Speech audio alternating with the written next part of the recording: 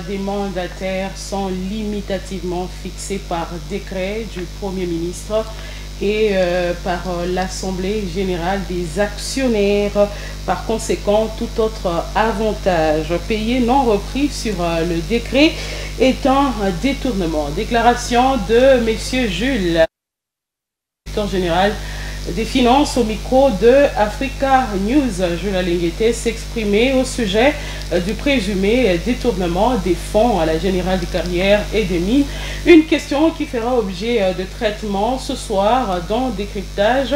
Une autre question, c'est celle en rapport avec la validation de toutes les candidatures à la présidentielle de décembre 2023 en République démocratique du Congo par la Cour constitutionnelle. Bonsoir mesdames, bonsoir messieurs.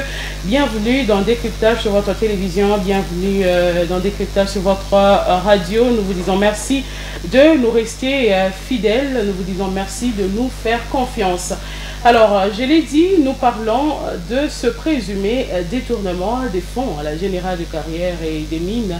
Le montant est évalué à 10 millions, plus ou moins 10 millions de dollars américains. Et d'après l'inspecteur général des finances, certains cadres de cette entreprise qui est une société anonyme, la GECAMINE, certains cadres se sont octroyés évidemment des avantages sociaux faramineux alors que les agents de la GECAMINE font face à d'énormes difficultés pour survivre. Et la Cour constitutionnelle a validé les candidatures à la présidentielle de 2023. Deux questions dont nous allons parler ce soir dans Décryptage. Ainsi, pour développer cette actualité ou ces questions d'actualité, je reçois pour vous trois personnalités qui œuvrent dans le domaine de la presse. La première, c'est monsieur Narcisse Mapenziake, qui est journaliste. Je lui dis bonsoir et bienvenue. Bonsoir madame, bonsoir à tous les téléspectateurs de Shalom Télévision. Merci, c'est un honneur de se retrouver encore une fois sur ce plateau. Merci de répondre à notre invitation. Merci.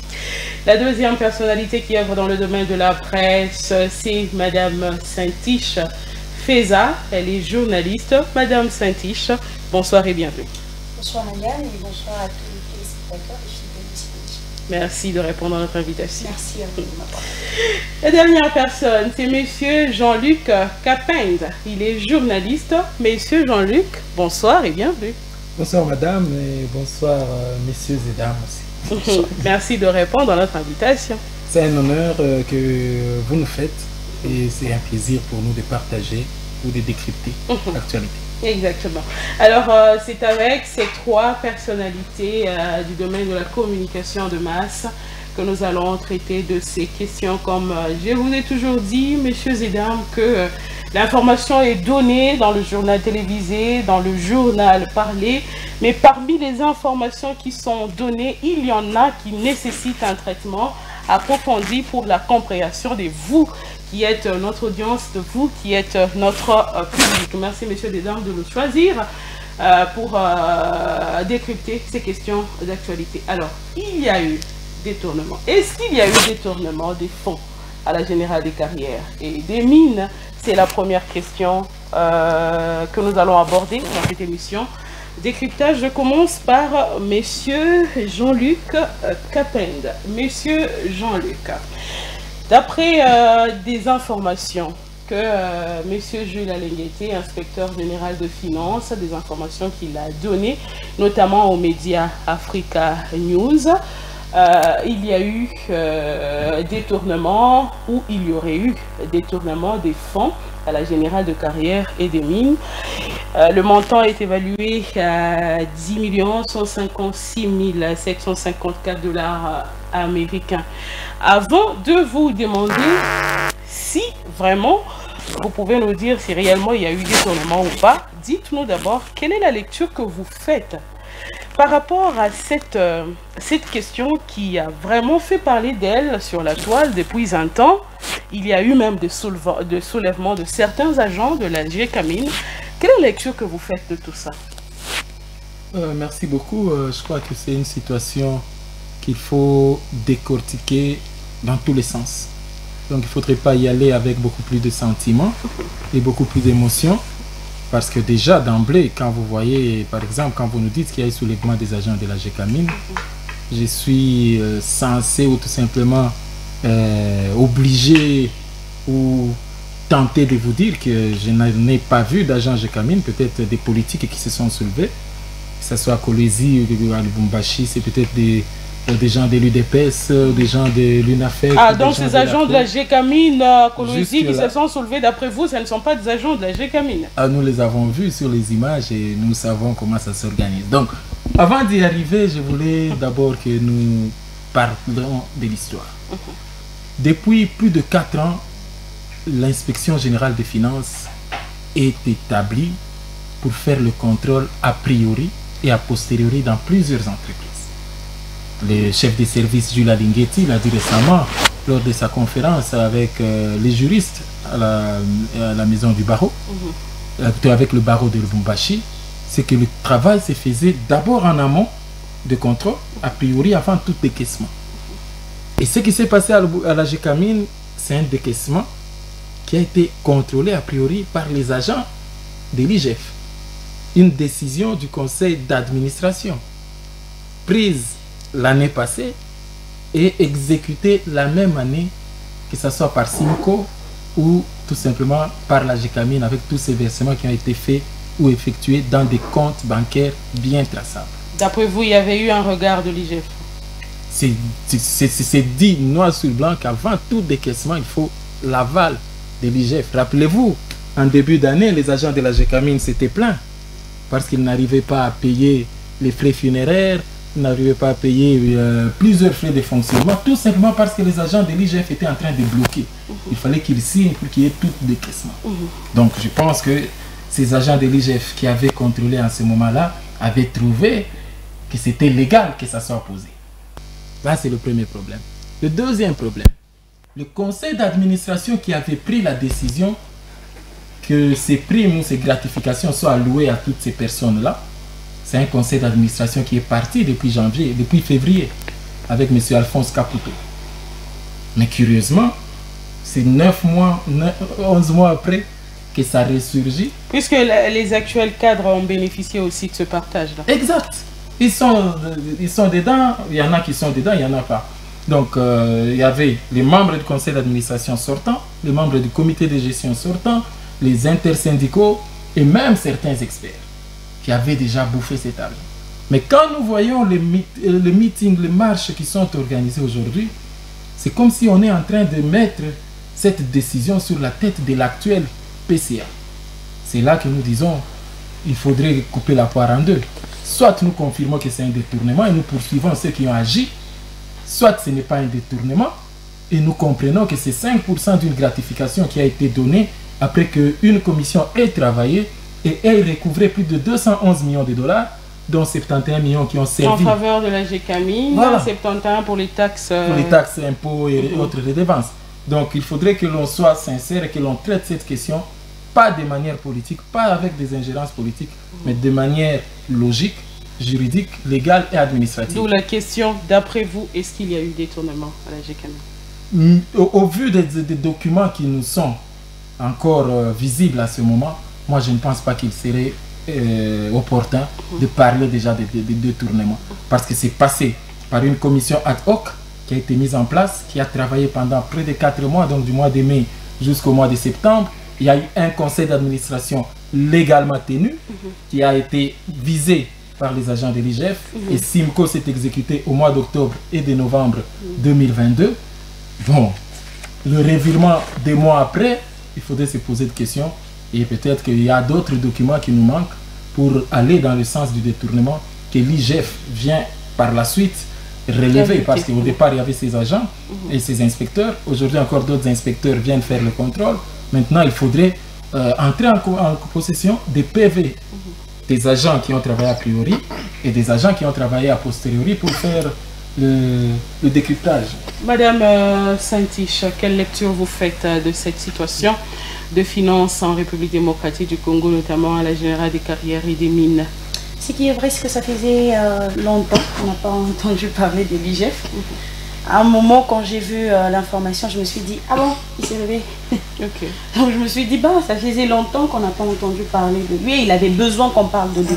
Et déjà, dans ce que M. Jean-Luc Capin vient de relever, on sent que réellement l'IGF a fait parler de lui pendant ce moment. L'IGF nous sort l'information, soi-disant qu'il y a eu détournement. Mais on sent qu'il y a des éléments qui manquent. Notamment. On ne sait pas savoir si l'IGF était au courant ou pas. Quelque chose que l'IGF nie en bloc.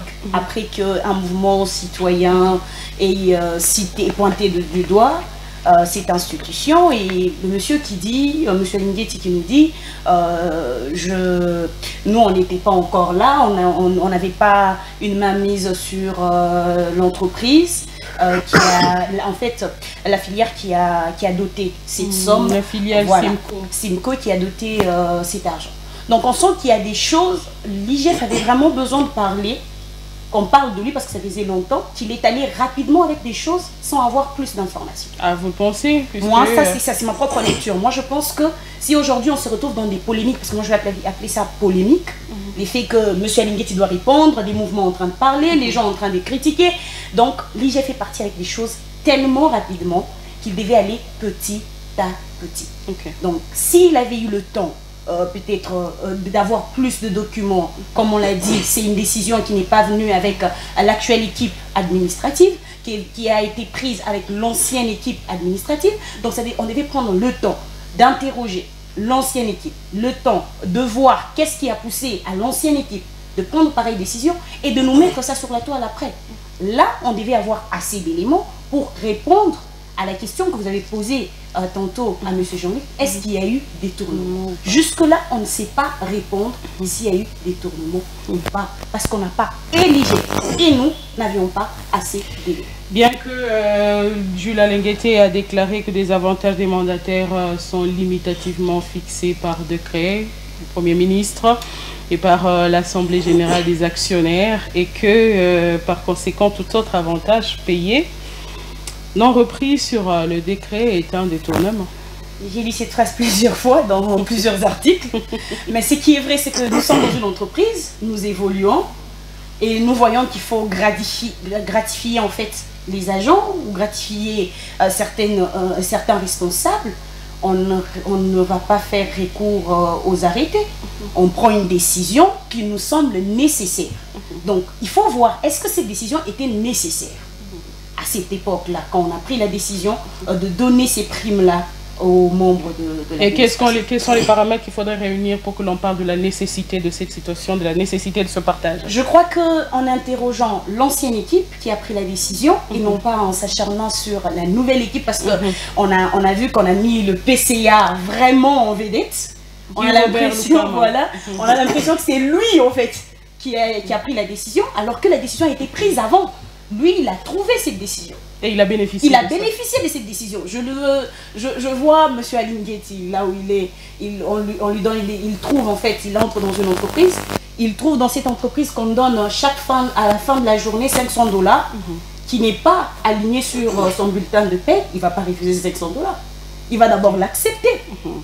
Madame Saïti, avant que M. Jean-Luc ne réagisse, l'IGF déclare ceci: cette équipe, je refuse de prendre le terme de l'IGF parce qu'il a qualifié l'équipe, l'IGF, l'inspecteur général de finances Jules Alinguetti a qualifié l'équipe d'un certain mot là que je refuse de citer, mais seulement je dis qu'il a dit que cette équipe a réussi à se faire payer cette somme d'argent, non pas à la GECAMIN, mais dans une filiale de la GECAMIN, qui au moment des faits, c'est la précision que j'allais donner, qui au moment des faits n'était pas encore sous contrôle d'encadrement de l'IGF.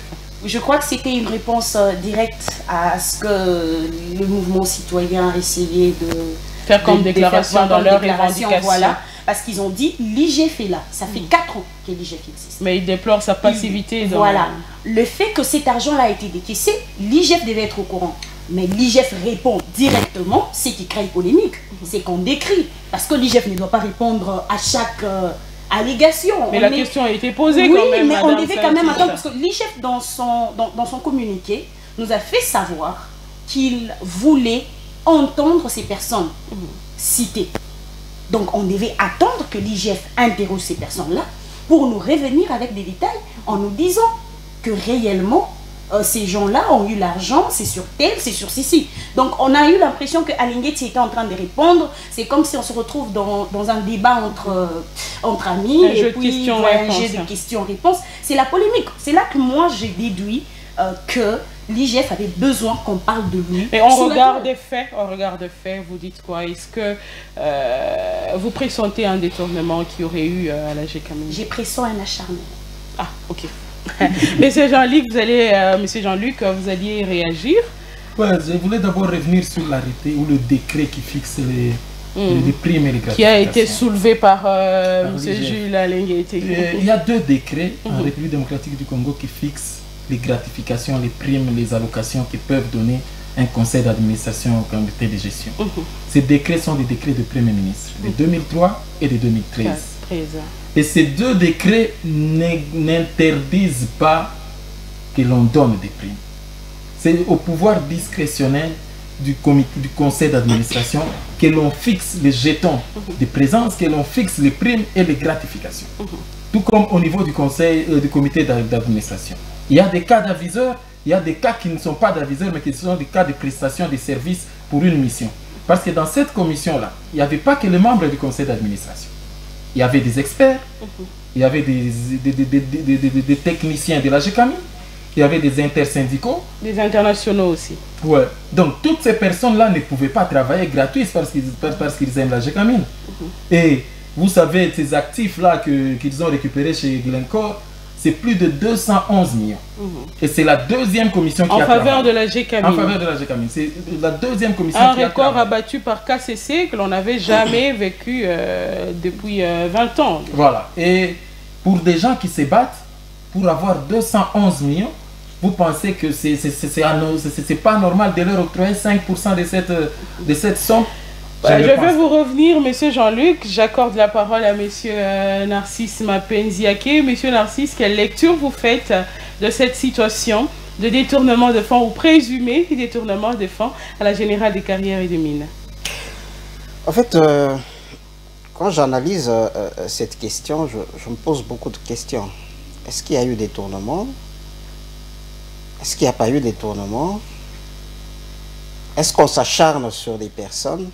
Ou ce sont des personnes qui cherchent à se couvrir? Je me pose toutes ces questions au regard de faits. Moi, je reste dans les faits.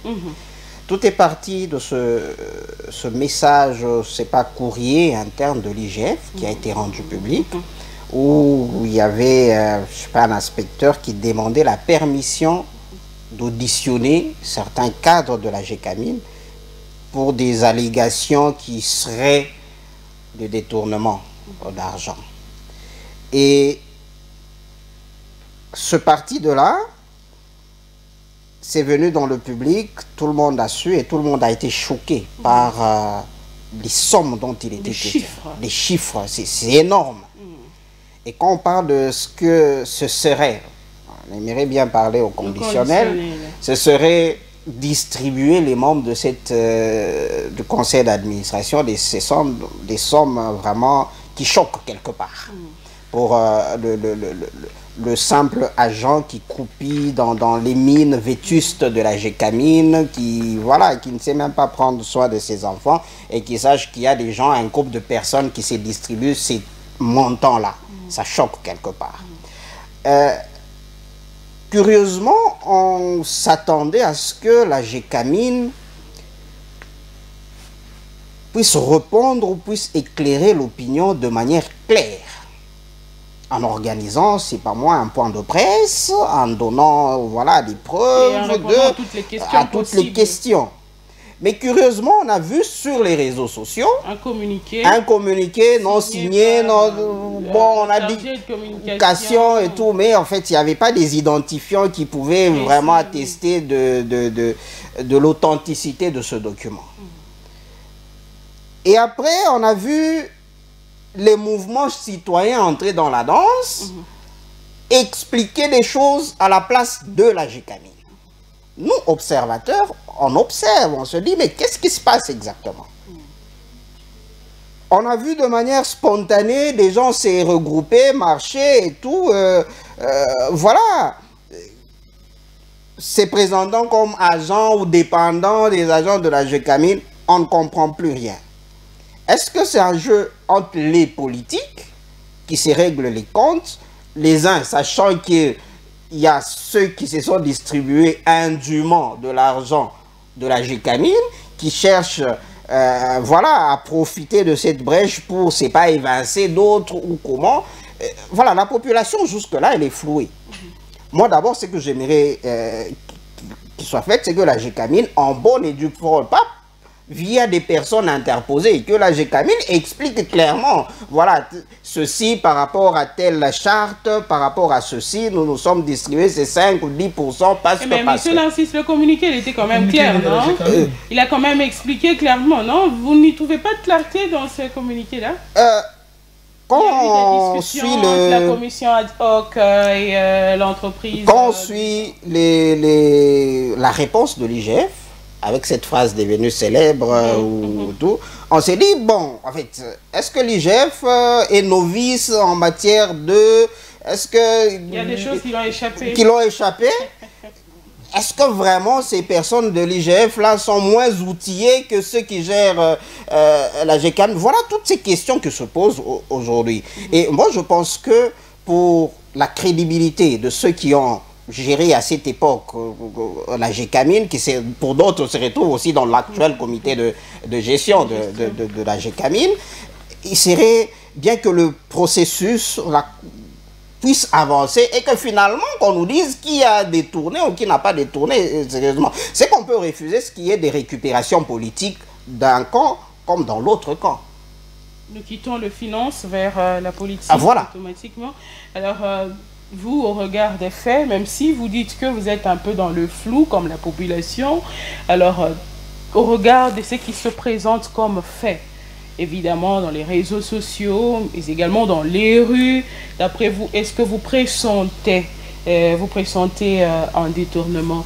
Il y a eu une générale de carrière. Quand on utilise les mouvements citoyens, nous savons la capacité de persuasion des mouvements citoyens dans notre environnement. Quand on décide d'utiliser ces gens-là pour faire sa communication, pour voilà, faire passer le message, c'est que quelque part, on craint qu'on ne puisse pas bien se faire entendre. Et dans le cas d'espèce, si on craint qu'on ne puisse pas bien se faire entendre, c'est peut-être parce qu'on a quelque chose à cacher. Et on préfère que ces gens-là, avec leur force de persuasion, puissent intervenir et nous aider à communiquer. Parce qu'avec les outils normaux de communication, on ne saura pas. La communication ne va pas passer. Voilà, voilà, c'est tout ce qu'on peut avoir comme interprétation.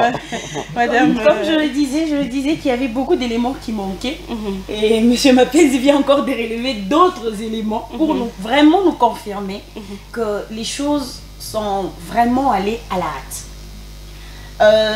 Supposons que les gens qui ont marché étaient réellement les agents de la GECAMIN.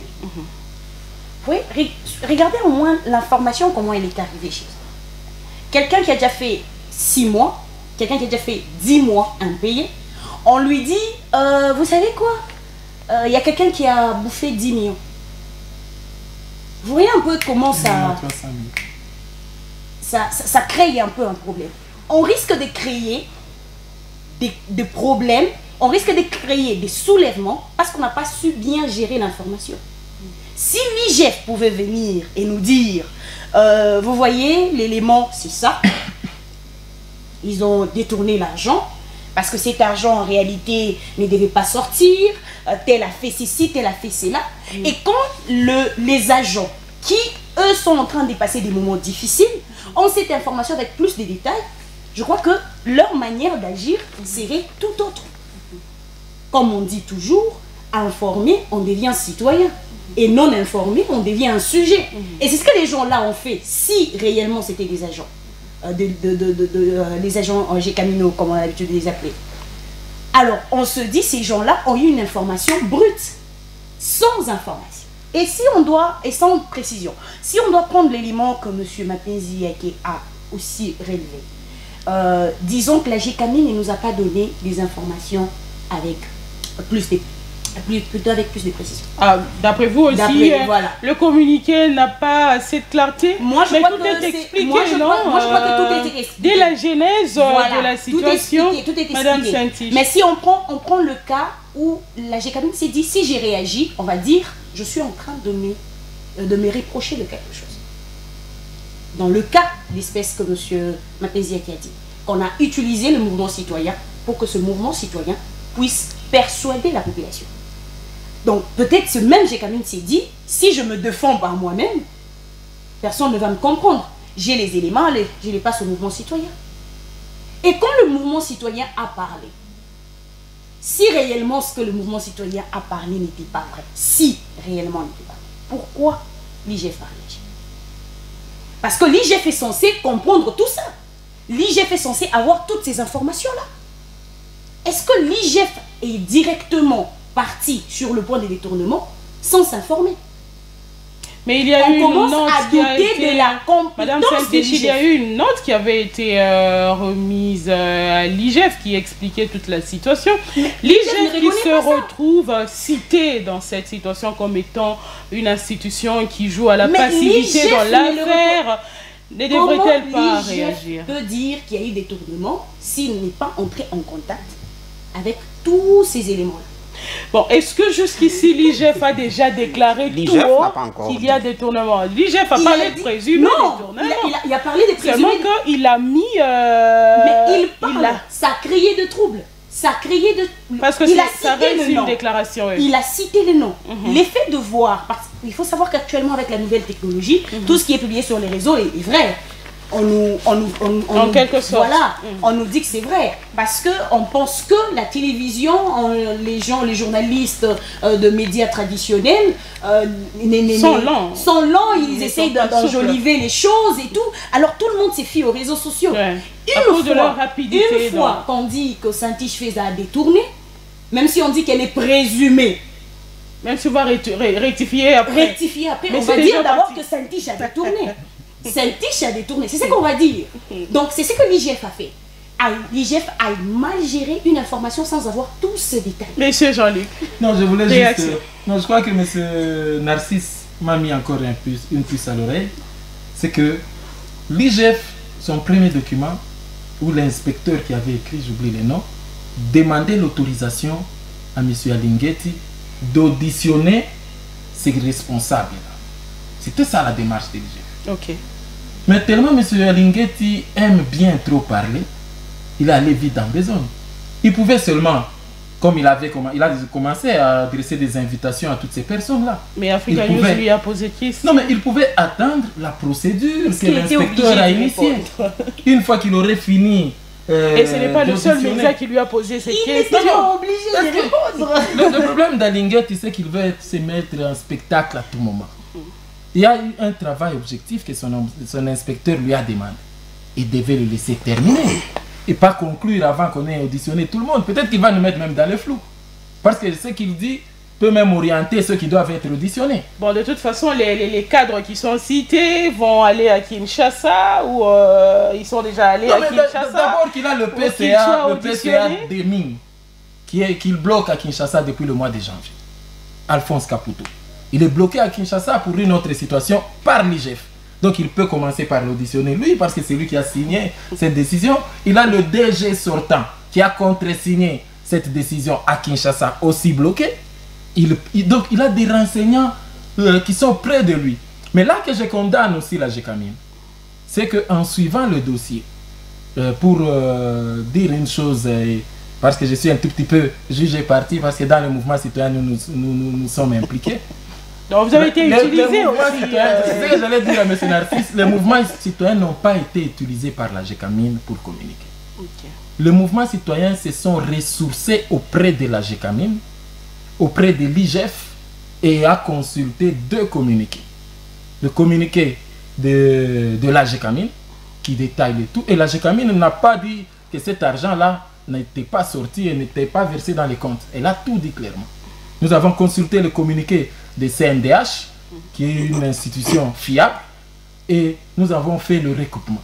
C'est à ce La niveau-là. Ligue Coco aussi a parlé, elle a aussi interrogé Qui c'est? la Ligue congolaise Ligue de Coco, lutte contre la corruption. Voilà. Elle a aussi interrogé quelques agents de la GECAMIN qui se sont plaints pour dire que comment des personnes peuvent se partager 10 millions de dollars alors que nous ici... Est-ce qu'une ligue qui lutte contre la corruption peut aller interroger les agents GECAMIN pour trouver qu'il y a détourné, qu'il n'a pas parce que c'est détourné? une ligue de Les lutte seules contre personnes la à qui on peut corruption. poser la question, Monsieur Jean-Luc, ce sont les personnes qui ont agi pour que cet argent sorte. Ce sont les personnes qui sont habilitées à contrôler. Ce sont les textes qui les autorisent à passer ces opérations. Donc ce sont les outils que l'on peut consulter. Aujourd'hui, pour moi, l'IGF, tout ce qu'elle peut faire, c'est de continuer à auditionner toutes ces personnes. et c'est le travail que l'IGF fait. Non, mais ce n'est pas le travail de passer aux médias.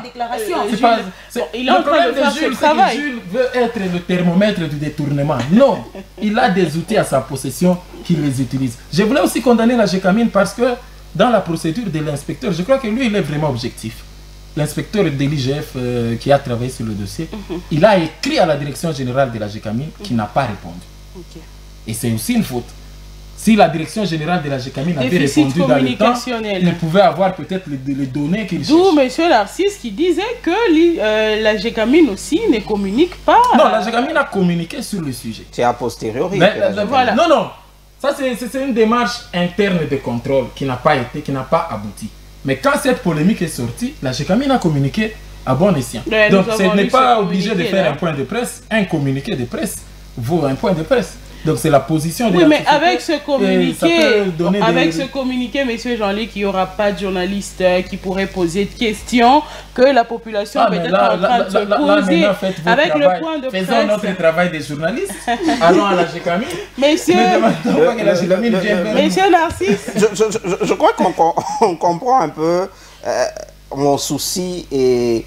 C'est vrai, on peut vilipender Jules Alinguité, de fois que moi-même, je crois même sur ce plateau, une fois j'ai parlé de Jules qui voulait un peu jouer à la star, voilà, l'attrapeur de corrompus de la République et tout. Et mais aussi tous les corrompus, quand on regarde de près, on brûle les procédures, quand on regarde de près, on va dans les acharnements. La chose sur la question de la GECAMIN, on se dit il y a à boire et à manger. Et au niveau de la GECAMIN et au niveau de l'IGF. Et vous savez, on a... Bon, on ne sait pas, on n'est pas dans le secret, on n'est pas dans le secret de Dieu, parce que, vous savez, il y a cette capacité de persuasion des réseaux sociaux. Quand vous trouvez qu'il y a de blocage quelque part, politique, financière, parce qu'on parle des gens qui sont quand même puissamment sur le plan financier, vous vous dites, voilà, on peut faire pression en publiant des documents. Et quand on va mettre à la place publique des documents, ça va faire en sorte que ces personnes vont un peu fléchir, peut-être du côté de la GECAMIN. Parce que quand on envoie une correspondance à la GECAMIN ne répond pas, on fait ceci, on dit, bon, voilà, brûlons la forêt et mettons les choses à la place publique, peut-être que ça peut. Et si on va dans cette hypothèse, ça a payé parce que la GECAMIN a pu faire ce communiqué de presse qui est insuffisant à mon avis, parce qu'il faut organiser un point de presse, il faut appeler nous les professionnels de médias en face de ces gestionnaires-là, avec les questions précises, parce que ce communiqué de presse, il est à sens unique. On ne s'est pas posé des questions d'éclaircissement. Il n'y a pas de questions d'éclaircissement, mais dans un point de presse, on peut savoir sur quels critères vous avez décidé à ce que vous distribuez 5% de ce montant-là. Voilà. Ça peut plus éclairer. Parce qu'il y a aussi l'aspect d'essence, l'aspect éthique. Vous voyez la majorité des agents GECAMIN, la souffrance. Mais qu'un groupe d'individus se tape des sommes pareilles, quelque part, humainement parlant, c'est pas juste. Humainement parlant, c'est pas juste. S'il vous plaît, monsieur Jean-Luc. S'il vous plaît, monsieur Jean-Luc, laissez monsieur Narcisse finir, s'il vous plaît. Il y a cet aspect-là, voilà, cet écart-là. Voilà, nous, on va chaque jour au travail, comme eux vont chaque jour au travail, mais ils se tapent des millions et nous, on n'est même pas payés. Comme c'est plein un agent de la GECAMINE. Voilà, c'est un peu tout ça que la GECAMINE devrait gérer. Même en donnant des réponses, devrait gérer toutes ces sensibilités. Parce que la correspondance de l'IGF... Donc la GECAMINE devrait elle-même atténuer la chose par sa réponse. Non, mais vous êtes accusé, c'est à vous de voir comment gérer la chose. C'est à vous de voir comment gérer la chose. Moi, je me dis, en point de presse, aujourd'hui, avec les journalistes de Lubumbashi, là-bas à la direction générale, ça ferait que... Ça aiderait à éteindre le feu. Ça aiderait à éteindre le feu. Ça aiderait à ce que tout le monde comprenne un peu de la même façon les choses. Parce que quand on se dit, même dans cette lettre-là, on n'a pas dit qu'ils ont volé. Mais les gens se sont dit, même s'ils n'ont pas volé, mais se partager ce montant-là, non, quand même. C'est le problème. Madame Saint-Tiche, je pense que de son avis à lire la lettre qu'a adressée l'inspecteur à l'inspecteur général, il a bien dit qu'il a essayé de parler au directeur, entrer en contact avec les directeurs. Je ne sais pas le dire textuellement, mais je crois que je vais donner l'idée générale, que celui-ci ne l'a pas répondu. Je ne vois nulle part où l'inspecteur que M. Jean-Luc a jugé des très objectifs. Ah bon? Allez, j'ai l'objectif. Non, c'était par ironie. C'était le chef de non. Pas Linguetti. Je parle de l'inspecteur qui adresse sa lettre. Voilà. Disons qu'il demanderait que l'inspection générale convoque ces gens-là pour qu'on les auditionne. Là, on est d'accord. On est encore dans la partie présumée détournement. Alors, Monsieur Linguetti, c'est dans un spectacle. Il ne s'arrête pas qu'à dire qu'il y a eu détournement. Il continue en disant qu'on va rembourser cet argent. Mais il n'a pas dit d'emblée. Il n'a pas dit d'emblée. Madame Saint-Tiche, s'il vous plaît, il ne faudrait pas faire dire à Jules Alenguetti ce qu'il n'a pas dit. Jules Alenguetti n'a pas confirmé le détournement. Jules Alenguetti n'a pas confirmé. Il a craint le détournement à cause de ce qui lui est présenté comme fait. En disant l'effet de prendre ce qui n'est pas sur le décret s'appelle détournement et qu'on va rembourser, ça veut dire qu'il y a eu détournement. On ne peut pas rembourser s'il n'y a pas eu détournement. Mais il dit que on va rembourser. Madame Saint-Tiche, Madame Saint-Tiche. On est en train de Madame Saint-Tiche, Jules Alenguetti, Madame Saint-Tiche. On va rembourser.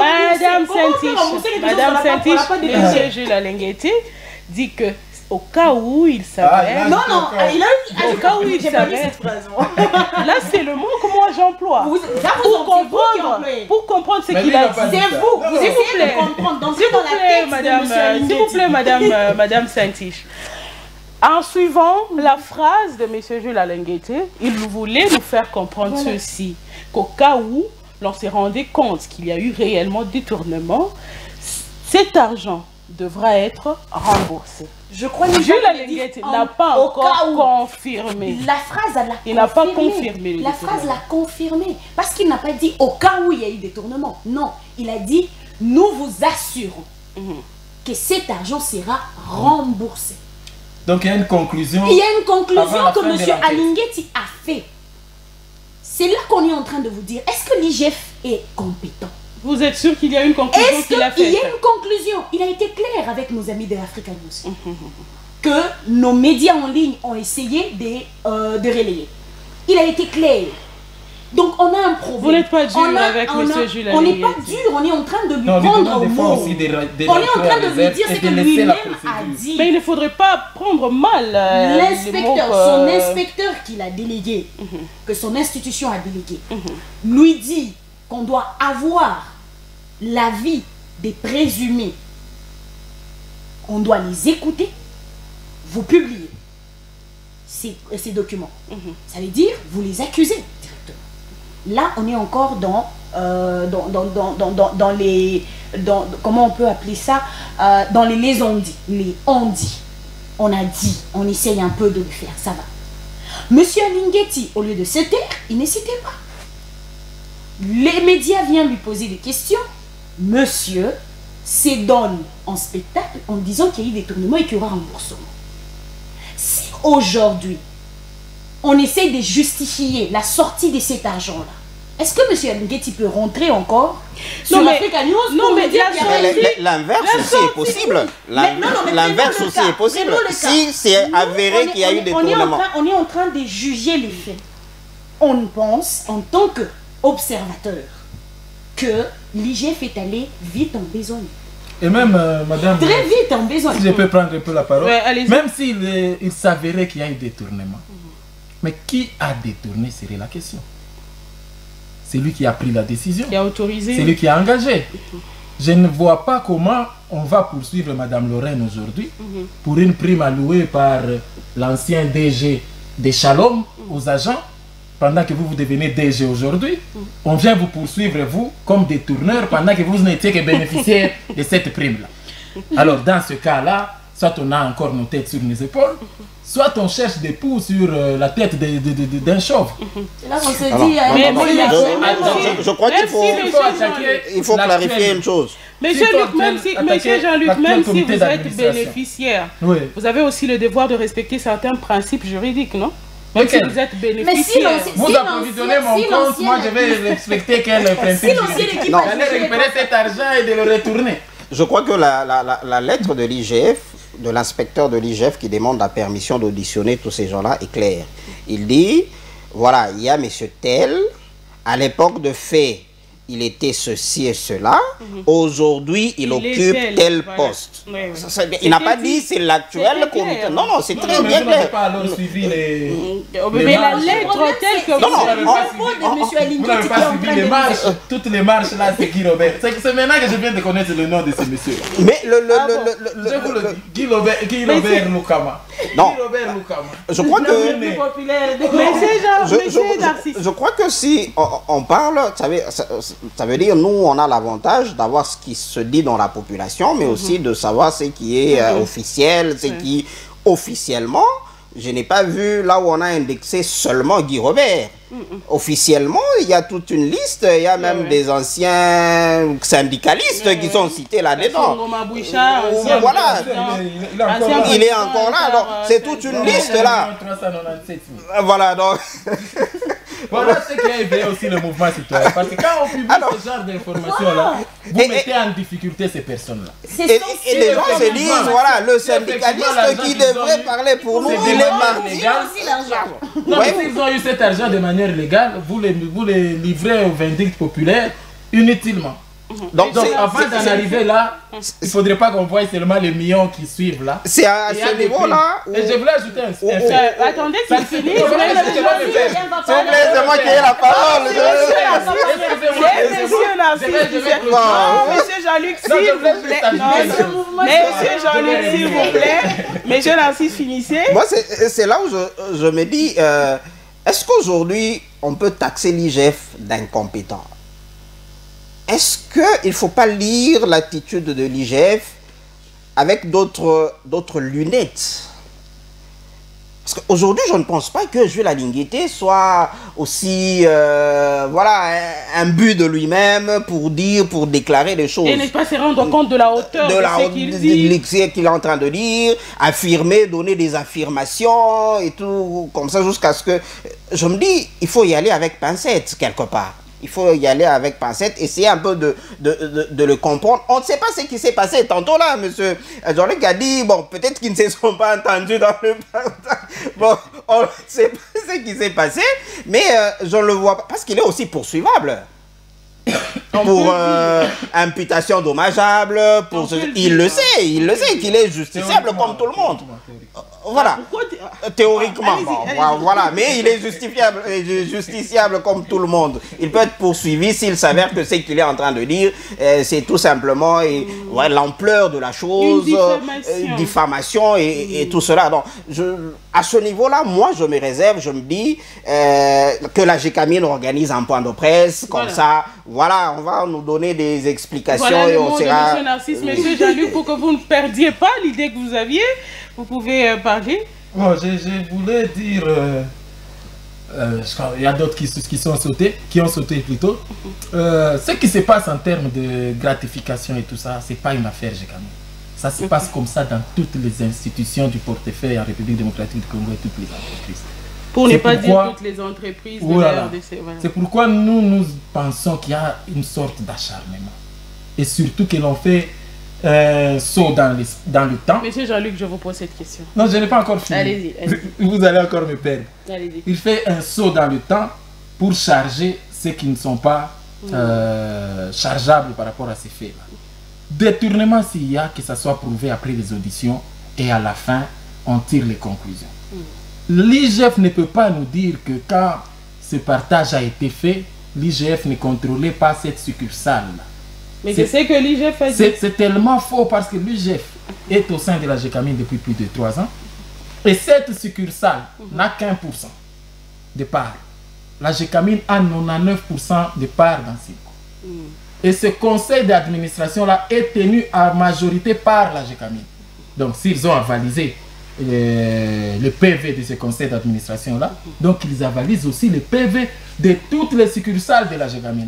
Donc qu'on ne nous prenne pas pour des bêtes et que l'IGF ne se justifie pas à la vaille qui vaille. Je m'excuse. Tel qu'il se présente, qu'ils arrivent jusqu'au bout et qu'ils tirent les conclusions. Si ça demande que cet argent-là soit remboursé, que toutes les personnes impliquées les remboursent. Si ça demande qu'ils fassent la prison pénalement parce que le détournement est pénalement puni, que toutes les personnes responsables soient punies et que ceux qui en sont bénéficiaires retournent l'argent parce qu'il y a des civilement responsables et des pénalement responsables. Et que d'autres ne bénéficient pas d'exemption. Voilà. Et aussi, nous refusons qu'il y ait cette récupération politique parce que ce qui se passe à la GECAMIN, peut-être que c'est le Kipupu qui n'a pas été bien distribué, mais le grand problème ou les dessous des cartes, c'est la course à la gestion de la GECAMIN qui est tellement engagée à Kinshasa de manière politique que chacun veut prendre la part de la GECAMIN. Qu'ils se battent, mais qu'ils ne si monsieur Jean-Luc le dit en tant que membre du mouvement citoyen ou s'il le dit en tant que journaliste. C'est la question un peu oui, c'est la question que je ne veux pas poser parce que je ne suis pas journaliste en train de poser des questions que je me pose finalement à moi-même. Est-ce que, parce qu'on a un membre de mouvement citoyen ici, citoyen, c'est le peuple. C'est venu avec cette qualité. Tout à fait. C'est pourquoi je me pose juste ces questions-là. En tant que mouvement citoyen, je peux confirmer des faits parce que j'ai des documents, mais je ne préfère pas dans ce cadre. Je me pose la question de savoir, citoyen, c'est le peuple, mais comment se fait-il que ces mouvements citoyens, eux, voilà, quand on lit globalement la réaction, elle est un peu plus penchée vers ceux qui sont accusés que d'être au milieu du village comme mouvement citoyen. Parce qu'aujourd'hui, on jette... Il n'y a pas de neutralité. En tout cas, moi, je ne trouve pas trop de neutralité. Je ne trouve pas assez de neutralité parce que quand je vois la manière dont... C'est une interrogation qui se pose, je peux l'éclairer. Le mouvement citoyen peuvent prendre parti. Le mouvement citoyen ne doit pas être à tout moment au milieu du village. Il peut prendre parti. Ils n'ont pas l'obligation de neutralité à tout bout de champ. Ils prennent parti de la vérité et de la justice. Donc quand nous trouvons que cette personne est opprimée, nous prenons parti pour cette personne-là. On ne cesse pas d'être citoyen. Vous êtes du côté de la population. Nous sommes du côté de la population. Parce que même une seule personne... Cette population qui voit des millions se distribuer entre 8 personnes. Mais oui, mais ils font partie de la population. Madame, comme je disais, si M. Jean-Luc a parlé comme membre du mouvement citoyen ou s'il a parlé comme journaliste, on a relevé ce point en disant qu'on a senti que le mouvement citoyen a pris part pour le quoi. Est-ce que le mouvement citoyen est en train de critiquer la procédure ou il est en train de vouloir protéger un individu? Je crois que M. Jean-Luc ne va pas me répondre ça ici, il va répondre. Non, j'avais déjà répondu. J'avais déjà répondu en disant qu'on les poursuive. Que la procédure aille jusqu'au bout, qu'on les poursuive s'ils sont pénalement responsables. Alors par rapport à la phrase qui revient avec monsieur Narcisse qui dit qu'il faut un point de presse, je crois qu'on va vraiment, en tant que journaliste, on va se mettre d'accord, on va vraiment acculer la GECAMIN pour avoir ce point de presse. S'ils ne comprennent pas, on va faire comme les agents de la GECAMIN, on va marcher. On va marcher Quand pour avoir vous faites cette ça, toile-là. et votre gestuelle, quand vous faites ça, ça veut dire entre guillemets. Entre guillemets, parce que Vous jusque-là, n'êtes pas sûr que ce sont des agents on que ce n'a soit pas des agents encore là. eu des Les agents confirmations. de la Gécamine Nous avec des drapeaux. connaissons les agents Ils Gécamine. sont congolais. Drapeaux de parti Est-ce politique. que ce sont les agents Gécamine? Là, on est en train de... C'est pour cela qu'il nous manque des détails, c'est pour cela qu'on met en guillemets. Voilà, Madame Saint-Tiche, vous allez directement conclure par rapport à cette question parce qu'il nous reste quelques minutes pour analyser la question de la Cour constitutionnelle et finir.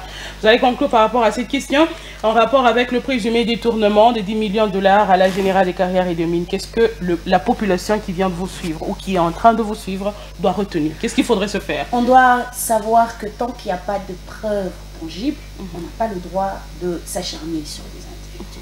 Il faut avoir de preuves parce que ces gens-là sont encore présumés. Et il peut y arriver qu'ils ont eu à détourner, sachant que nous sommes dans un état de droit, ces gens-là seront poursuivis.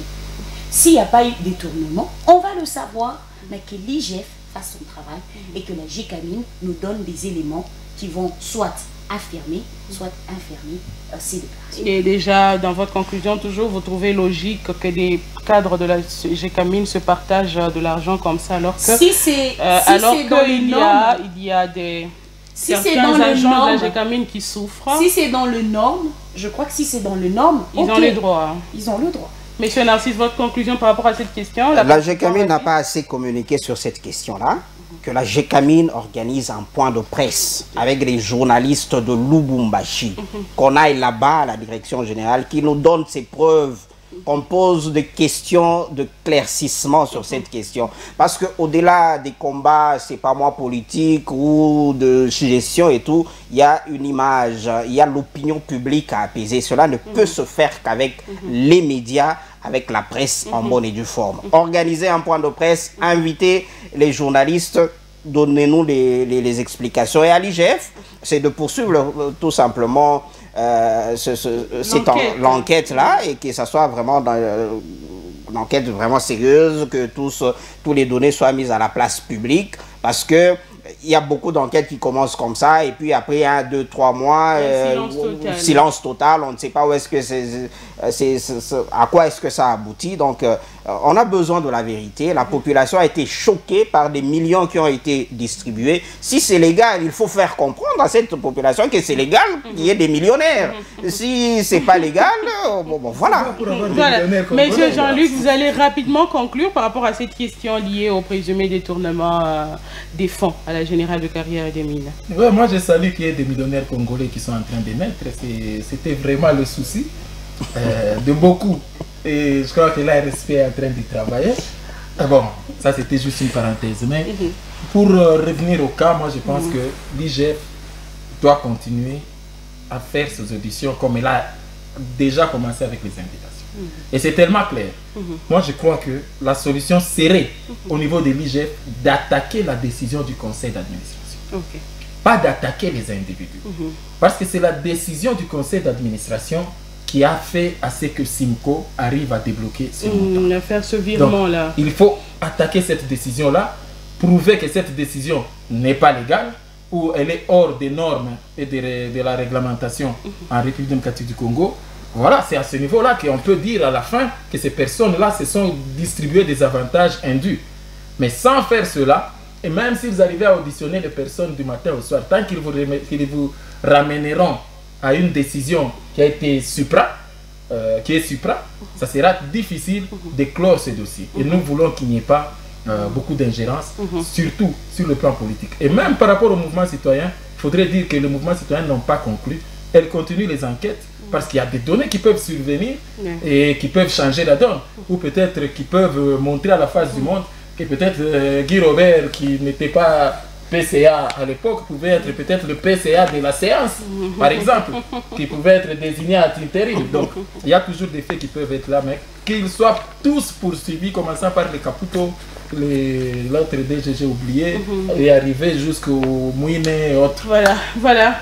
Monsieur Zidane, nous étions en train de traiter de la question en rapport avec ce présumé détournement des fonds à la Générale des Carrières et de Mines. 10 156 754 $, c'est le montant qui a été qui a été publié à travers plusieurs plateformes de réseaux sociaux. Voilà, c'était la première question. Nous allons aborder la seconde avant de clore avec cette émission. Nous parlons de la Cour constitutionnelle qui a validé toutes les candidatures à la présidentielle de 2023. Messieurs, et Narcisse Mapenziake, aucune candidature n'a été rejetée par la Cour constitutionnelle. Des requêtes ont été émises. Ainsi, la Cour constitutionnelle a décidé de valider toutes les candidatures. Les requêtes ont été jugées recevables, mais non fondées. Alors, cette validation, Monsieur Narcisse, est-ce que, d'ailleurs nous allons poser directement la question que nos auditeurs et téléspectateurs nous ont posée, est-ce que la Cour constitutionnelle ou carrément le gouvernement a eu peur de la clameur publique après que l'on va constater que Moïse Katumbi a vu sa candidature être invalidée? Je ne pense pas. Je ne pense pas qu'il y a eu peur. Je pense qu'on a fait beaucoup de procès d'intention, qu'on est allé vite dans des suppositions, dans des spéculations sur l'intention d'exclure ou d'écarter Moïse Katumbi. Si réellement le gouvernement avait cette intention-là, je ne pense pas qu'on laisserait Moïse Katumbi en liberté jusqu'au niveau d'aller déposer sa candidature. Okay. On l'aurait bloqué déjà avant par des astuces et tout, on l'a vécu dans des élections passées. Et pour preuve encore, quand vous regardez, à un moment, il faut avoir la tête bien fraîche avant d'analyser. On prête beaucoup d'intentions à la CENI, beaucoup d'intentions au gouvernement. Prenons le cas de la CENI. On dit beaucoup de choses à la CENI, sur la CENI, mais quand vous regardez la CENI jusque-là, elle est réglo. La CENI respecte le calendrier, la CENI tient ses dates, la CENI avance normalement. Mais il y a toujours des spéculations derrière et tout. C'est vrai, politiquement, ça peut s'expliquer. Il faut toujours garder la pression sur quelqu'un. Il faut toujours... Mais en tout cas, moi, je pense qu'il n'y a pas eu peur ou il n'y a pas eu... si on voulait vraiment bloquer Moïse Katumbi, on l'aurait fait. On n'aurait même pas donné l'occasion à ce qu'il dépose même sa candidature. Okay. Parce que le fait de déposer déjà la candidature, et le bloquer au niveau de la candidature, voilà, ce n'est plus savoir ce que l'on fait. Alors déjà... la lecture que vous faites par rapport à cette décision, cet arrêt de la Cour constitutionnelle rendu après l'examen contentieux la présidentielle 2023. Comment vous recevez ou vous avez reçu cette nouvelle de l'arrêt de la validation de la candidature? Je pense que la Cour constitutionnelle n'a fait que son travail et elle a fait bien ce travail-là. Aujourd'hui, tout le monde est content parce que tout le monde a été validé, mais il faut que tout le monde soit content jusqu'au bout. Avec ces institutions, aujourd'hui, on a vu les opposants ensemble féliciter la CENI, féliciter la Cour constitutionnelle. Bon, si jamais il arrivait que cette même Cour constitutionnelle où la CENI proclamait Félix Tshisekedi gagnant, que l'on accepte de la même manière. Il y a encore des contentieux à gérer au sujet de résultats aussi. Voilà, donc il ne faut pas que quand c'est en votre faveur, vous dites ok d'accord, il n'y a pas de souci. Il y a inclusivité. Oui, quand c'est contre vous, vous dites non, voilà, il y a tricherie, on nous exclut et voilà. Donc il faut rester sur cette logique-là. Et voilà, même si ce n'est pas en notre faveur, être fair play et accepter. Madame Saint-Tiche, rapidement, quelle est la lecture que vous faites? Pour moi, j'ai pris ces décisions comme un coup de maître. Okay. Parce qu'il est vrai que beaucoup de gens s'attendaient à ce que Moïse Katumbi soit bloqué à nous. On se disait, si on ne l'a pas bloqué avec un procès avant les dépôts de candidature, on va le bloquer au niveau de la CENI. La CENI a validé sa candidature. On s'est dit, sûrement, c'est avec la Cour constitutionnelle où Moïse va tomber. Déjà avec le contentieux qui a été présenté sur sa nationalité, tout le monde se disait, c'est là qu'on va attraper Moïse Katumbi. Même, moi je peux même dire que même ses partisans disaient, là notre personne va tomber, parce que ça a créé polémique sur sa nationalité. Mais heureusement, ils se sont vus en fait être... Mais par rapport à ces partisans, on lisait quand même l'espoir sur... L'espoir, moi je crois la manière de célébrer a montré qu'il n'y avait plus d'espoir. Okay. La manière de célébrer a réellement montré qu'il n'y avait plus d'espoir. Parce qu'ils ont vraiment célébré, c'est quelque chose d'inattendu. C'était festif. Voilà, c'était festif parce qu'on se disait, bah, sûrement on va le bloquer. C'est comme s'il était déjà président. Voilà. Alors, moi je me dis... Il a fait même une adresse à la nation. Moi je me dis que cette manière en fait d'agir, cette manière qui a été pour nous une manière très claire et très objective de faire de la Cour constitutionnelle, nous promet en fait d'avoir des élections transparentes. Parce que les faits qu'on s'attendait à ce que la Cour constitutionnelle joue un peu le parti pris, mais on sent que... Le parti pris en faveur de qui? En faveur du pouvoir en place, mais parce qu'il ne faut pas qu'on se voile la face. Si on essaye de voir la manière d'agir du pouvoir en place, on sent que c'est Moïse Katumbi qui est un élément dérangeant. Voilà, un élément dérangeant qui est en face et tout. Donc moi je me dis, avec cette décision, ça promet, et avec la manière de procéder de la CENI, on peut s'attendre à mieux, et aussi demander aux opposants, comme l'a dit M. Narcisse, que si la même Cour constitutionnelle tranchait en faveur d'un autre candidat, qu'on accepte. Qu'ils soient honnêtes avec eux-mêmes. Parce qu'aujourd'hui, ils ont été honnêtes envers eux, parce qu'on a validé leur candidature. Quand on va proclamer un autre président, qu'ils se disent que ça a été clair et transparent. Que les langages ne changent pas. Ouais. Monsieur Jean-Luc. Ouais, moi, je vois d'abord cette question sur 3 volets. La première, je m'interroge, je n'ai pas l'article exact de la loi électorale. Mais je pense que la Cour constitutionnelle n'a pas encore validé les 25 candidats. La Cour constitutionnelle a répondu aux requêtes en annulation des candidatures, des requêtes qui ont été déposées par d'autres candidats et des personnes tierces. C'est là que, par exemple, le cas Tchani, la Cour a relevé qu'il manquait de preuves pour celui qui a allégué contre Moïse Katumbi. Donc la Cour n'a pas donné raison à Noël Tchani dans sa démarche pour faute d'abord des preuves, et il y avait aussi un risque de conclusion pour dépôt tardif plutôt du dossier. Oui, mais puisque l'on a demandé l'invalidation et qu'on n'invalide pas, automatiquement. Là, c'est sur le point de l'invalidation demandée par M. Noël Tchani qui parle de la nationalité. C'est Kikouni qui a demandé l'invalidation de la candidature de Félix. Non, restons d'abord sur le cas Moïse. Voilà. Il y a 2 requêtes. Il y a M. Tchivoadi qui n'a pas parlé plus de la nationalité. Lui, il est même allé parler des MCK et tout consort. Ça a été rejeté sur le banc. Il y a le cas de Noël Tchani sur la nationalité.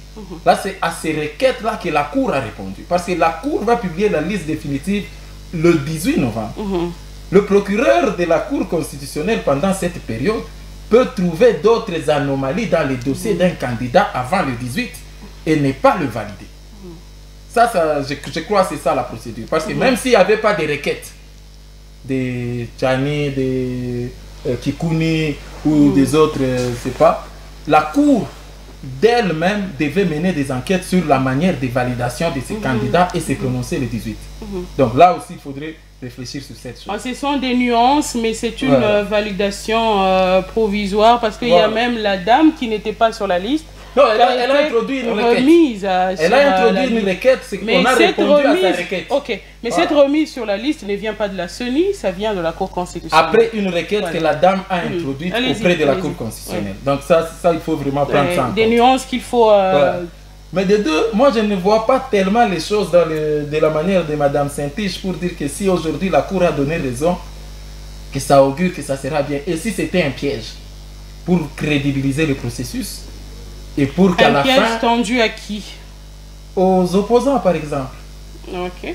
Pour crédibiliser, pour dire non, vous voyez, tout le monde disait qu'on va invalider les candidats, la CENI a validé. Tout le monde disait que la Cour constitutionnelle devait invalider, la Cour constitutionnelle a validé. Pour les attendre au tournant. Et quand vous atteindrez, et Patrick Mouyala l'a dit, entre guillemets, au moment où la Cour prendra d'autres décisions, revenez encore l'applaudir. Je crois que j'ai parlé d'un coup de maître. C'est qu'ils ont fait, c'est un coup de maître. Donc la politique est autre chose. Mais je crois que sur le plan du droit, les arguments que la Cour a avancés ont été des arguments. Et la qui ont dit les procédure droits. a été respectée. Exact. Voilà, vous allez directement conclure par rapport à cette question. On n'a plus du temps. Je Et crois puis, par que- rapport à la Cour constitutionnelle. Non, je crois que la Cour a dit les droits et nous souhaiterions qu'elle continue à le dire, quand bien même qu'elle est attaquée sur sa composition. Ok. Mais sur le cas précis, quand c'est bien fait, il faut reconnaître que c'est bien Attaqué fait. par le FCC notamment. Ouais, bon, le FCC reste catégorique. Avec cette Cour, ils n'iront pas aux Voilà, élections. Monsieur Narcisse, votre conclusion partielle. Je dirais tout simplement que au regard de faits qui nous sont présentés, il y a plus de peur que de mal. Ok. Tout évolue normalement et voilà, la Cour constitutionnelle va publier sûrement les liste 26 définitive. candidats, cette liste définitive d'ici le 19. Et voilà, donc que les opposants se préparent plus à faire campagne, à faire adhérer la masse, que de se préparer à comment contester, Une comment est-ce qu'on va aller contestation, prouver qu'on a comme l'a dit, triché. Patrick Et tout. Non, non, il faut se préparer à comment est-ce qu'on va gagner, comment est-ce qu'on va, voilà, de manière normale, prendre la magistrature suprême. Madame Saint-Ife. Je crois que de la même manière que la Cour constitutionnelle nous a surpris en disant clairement le droit, elle va continuer à le faire jusqu'aux élections. Pour que l'on puisse pas encore revenir pour dire oh vraiment ce coup-là c'était vraiment pour nous arnaquer. Et aussi aux opposants de ne pas se frotter les mains pour se dire c'est déjà une victoire rassurée, de continuer à se battre parce que les voix sont à gagner. Il faut gagner ce voix-là, il faut mériter ce voix-là. Et pour le mériter, ce n'est pas en se disant la CENI n'est pas crédible, la Cour constitutionnelle n'est pas crédible, mais c'est en convaincant les électeurs qui peuvent aller vous donner leur voix aux yeux. Parole de Madame Saint-Iche Feza, journaliste, qui était parmi nos invités de ce soir. Il y avait Monsieur Narcisse Mapenziake, journaliste, Monsieur Jean-Luc Apen, journaliste. Messieurs et dames, nous sommes à la fin de ce numéro de décryptage. Nous avons traité de deux questions. La première, en rapport avec le présumé détournement des fonds à la Générale des Carrières et des Mines, le détournement ou le présumé détournement qui fait parler de lui ou de soi à travers les réseaux sociaux notamment. La seconde question, c'était en rapport avec la Cour constitutionnelle qui a validé provisoirement les candidatures à la présidentielle de 2023. La Cour constitutionnelle qui a validé après l'examen des contentieux, candidature à l'élection présidentielle de 2023. Monsieur Narcisse Mapenziake, qui était avec nous sur ce plateau et dans ce studio, nous lui disons merci d'être passé. Merci, c'est toujours un honneur d'être reçu sur ce plateau de Shalom Télévision. Merci. Madame Saint-Iche Feza, merci d'être venue. Merci à vous. Je crois que ce ne sera pas la dernière fois. Ce ne sera pas la dernière fois, en tout cas, parce que je sais que le public va vous demander. Monsieur Jean-Luc Apen, merci d'être venu. Merci à Shalom, merci à vous. Merci fidèles téléspectateurs, merci fidèles auditeurs d'avoir été de nôtres. Au revoir et à la prochaine.